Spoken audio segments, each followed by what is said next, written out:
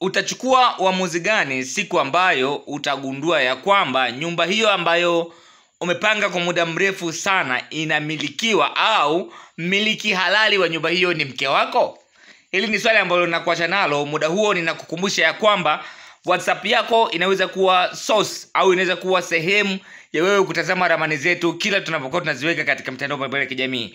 Moja tukio kukifanya, tutumie message WhatsApp, namba hiyo inaonekana hapo chini 0758 260 690. Niandikie neno niunge. Tutakutumia link na kupitia link hiyo utajiunga kwenye WhatsApp channel yetu na utakuwa ukizitazama ramani kila tunapokuwa tunaziweka katika mtandao huo wa WhatsApp, lakini pia katika mitandao mingine, kwa sababu ramani inapokuwa imewekwa kwenye mitandao mingine na WhatsApp pia inakuwa imewekwa. Sasa hapa nimekuletea jengo la vyumba vitatu vya kulala, na vyumba hivyo vyote ni maalum na ni muhimu mno, viko katika mpangilio mzuri kwa sababu vyumba viwili ni self na chumba kimoja ni master, na hapa utofauti unaonekana ni mkubwa sana. Na hii naweza nikasema ikawa ni sehemu ya nyumba ya kishua, kwa sababu choo cha master ni choo kikubwa ambacho kinaweza kikakaa hata bafu la jacuzzi. Na maanisha kwamba ni bafu ambalo linaweza likawa ni VIP, ili kuna nafasi kubwa. Yote unaweza kufanya humo ndani, hata kufunga TV yako na vitu kama hivyo vinafanyika vizuri sana. Na ukiangalia hili jengo kwa idadi ya tofali zinazotumika hapa ni tofali 1000 za blocks, lakini kama utatumia tofali za kuchoma hapa zitakuwa jumla ya tofali 10,000 peke yake. Naposema tofali 10,000 peke yake tofali za kuchoma, na maanisha tofali zitakazotumika kwenye ujenzi katika usawa wa boma peke yake. Boma peke yake, sijahusisha msingi, kwa sababu tofali zitakazotumika kuandaa msingi zitategemeana sana na shape ya kiwanja chako, lakini pia na aina ya udongo unaopatikana kwenye kiwanja chako.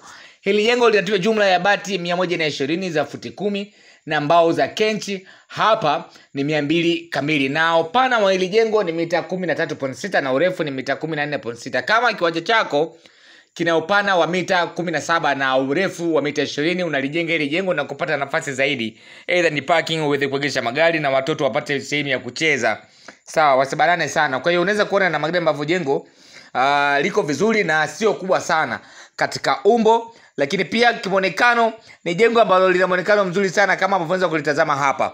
Najua kuna vitu vya kujiuliza, kondo zimeongezeka na zinafanya jengo hili kuwa na umaarufu vile vile, kwa sababu kila atakaye kuwa akiingia katika hili jengo atachukua muda kidogo kuweza kuitazama milango ya nyumba au milango ya vyumba, hata kama atapata muda wa kuzurura ndani humo. Kwa hiyo inafanya jengo hili kuwa maalum na nzuri zaidi. Ukiachana na vyumba nilivyokutajia hapo awali, hili jengo lina sebule kubwa, dining, jiko pamoja na store, ambavyo vinaikamilisha kwa pamoja kuiweka kuwa nyumba hii inakuwa ni ya kisasa sana na ikiwa na mpangilio mzuri ndani yake.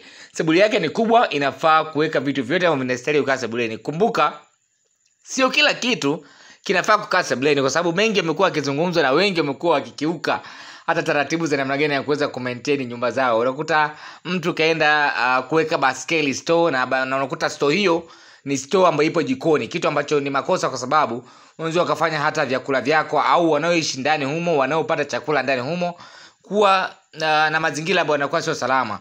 Sawa, hakikisha store inahifadhi vitu ambavyo vitakavyotumika kuandaa chakula, na sehemu zingine tutaweka vitu ambavyo vitakavyofaa kuhifadhiwa katika maeneo hayo. Nikukumbusha tu ya kwamba sawa, kupitia WhatsApp yako tutakaotumia ramani na utaendelea kuziona katika WhatsApp yako. Cha kufanya ni kwamba tutumie message kwa njia ya WhatsApp, tuandikie neno niunge.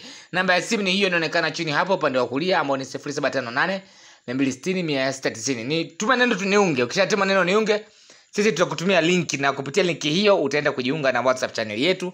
Mambo yatakuwa ni fresh, bila changamoto, bila kipengele chochote. Karibuni sana, asanteni kwa kunisikiliza.